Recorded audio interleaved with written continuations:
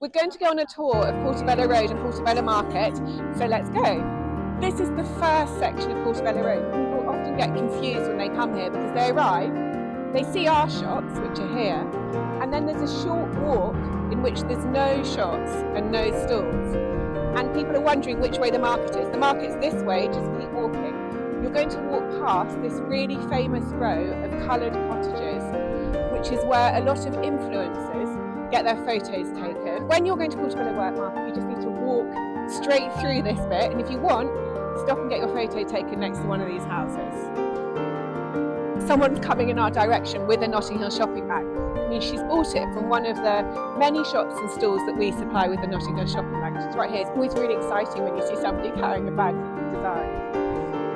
You want to stop and say hello, but equally, you don't want to appear like a complete maniac.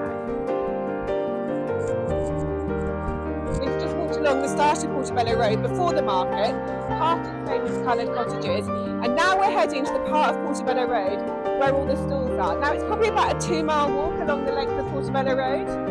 It's a very long road and it's just a straight road up to North Kensington. As you can see, it's really busy. Loads of people are getting dropped off in taxis here.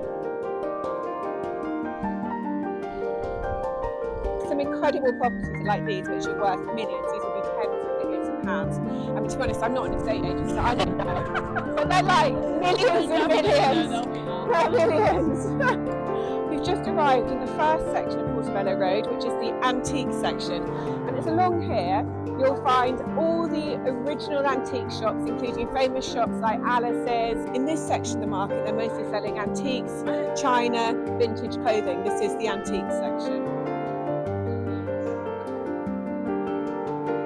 This Denbigh Terrace, the land of the influencers. If you are an influencer or creator, then you need to come to this road, Denbigh Terrace. There's a lot of influencers and creators over here getting their photos taken on the steps of all these coloured houses. As you go through Portobello Market, you'll see lots of stalls and shops selling the Notting Hill shopping bag. These are our customers, like this is Phil. He's having a conversation, or we would bowl in.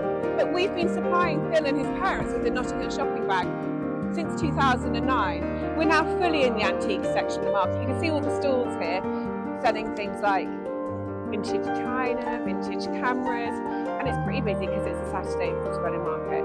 Still in the antique section of Portobello Market, this is the viral quilted jacket shop.